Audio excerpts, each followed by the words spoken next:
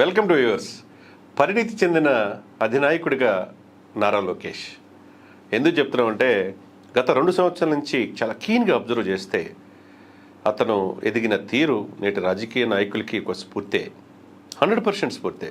ఎందుకంటే as a లామెన్గా, as a విశ్లేషకుడిగా లోకేష్ గారిని, పవన్ కళ్యాణ్ గారిని దగ్గరుండి మనం దగ్గరగా చూసాం. వాళ్ళు చేసే ప్రతి పని, ప్రతి కదలికని అబ్జర్వ్ చేస్తూ ఉంటాం.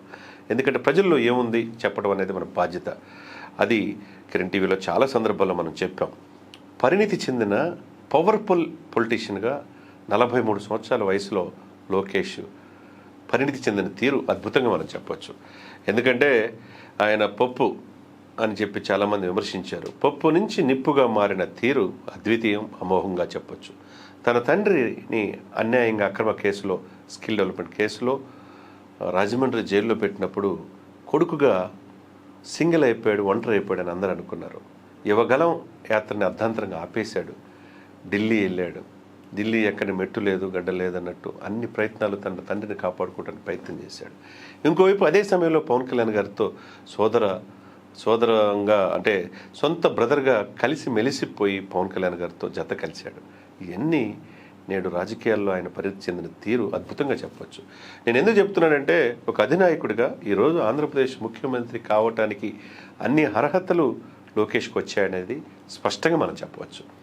43 years వయసులో తన తండ్రి నుంచి 4.5 దశాబ్దాల అనుభవం ఉన్న రాజకీయ నాయకుడు చంద్రబాబు నాయుడు గారి నుంచి ఈరోజు 2 రాష్ట్రాల్లో అనేక మంది, అక్కడ రేవంత్ రెడ్డి గారు కావచ్చు, ఇక్కడ మంత్రులు కావచ్చు, అక్కడ మంత్రులు కావచ్చు, అనేక మంది ఆయన చూసి రాజకీయాలు నేర్చుకున్న వాళ్ళే. ఆయన కర్మాగారంలో రాజకీయాలు వనమాలు నేర్చుకున్న వాళ్ళే.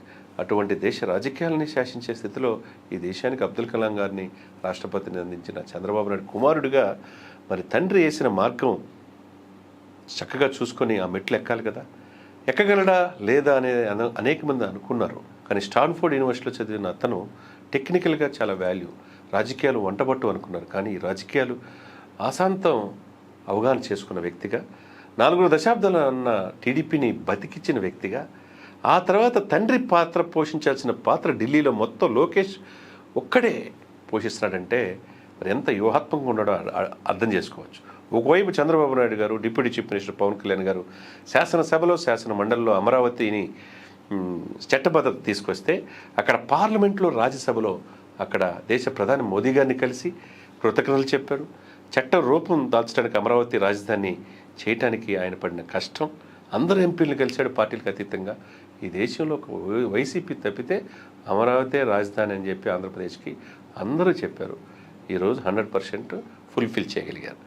నేను ఎందుకు చెప్తున్నానంటే ఈ మాట, 43 years వయసులో అనేక ఒడిదుడుకుల మధ్య అనేక అవహేళనలు చేసి, బాడీ షేమింగ్ చేసి, వ్యక్తిగతనం చేసినా ఎక్కడ తొనకుండా బెనకుండా పవన్ కళ్యాణ్ గారితో సోదర భావంతో వెళ్ళటం కావచ్చు, అన్నను చూసి ఎన్నో నేర్చుకున్నాను, కష్టాలు ఉన్నప్పుడు ఈ పార్టీకి వెనుదన్నగా నిలబడ్డాడని చెప్పి పలు సందర్భాలు చెప్పాడు. ఎటువంటి భేషజాలు లోకేష్కి పవన్ కళ్యాణ్ గారి మధ్య లేవు.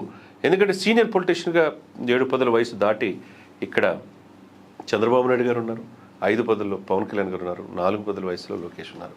వీళ్ళిద్దరూ భవిష్యత్ ఆంధ్రప్రదేశ్ ముఖ్యమంత్రిగా అవుతానికి అన్ని మార్గాలు వచ్చేసినాయి, అన్ని ద్వారాలు తెరిచాయని చెప్పి అనుకోవచ్చు.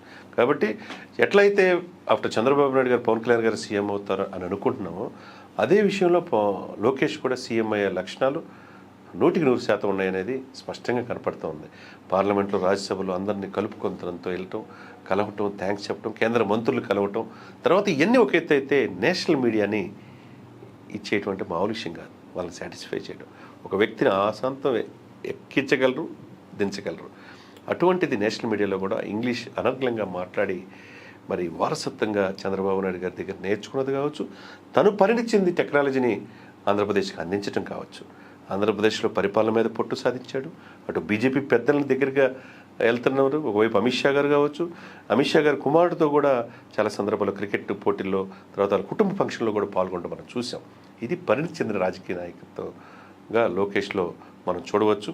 ఏదేమైనా కానీ ఆంధ్రప్రదేశ్లో ఆఫ్టర్ చంద్రబాబు నాయుడు ఎవరు అంటే రత్నాలు లాంటి, ముత్యాలు లాంటి 2 యువ నాయకులు, అటు పవన్ కళ్యాణ్ గారు, ఇటు లోకేష్ గారు ఆంధ్రప్రదేశ్కి ఆంధ్రప్రదేశ్ ప్రజలకి దొరికిన అదృష్టంగా మనం భావించవచ్చు.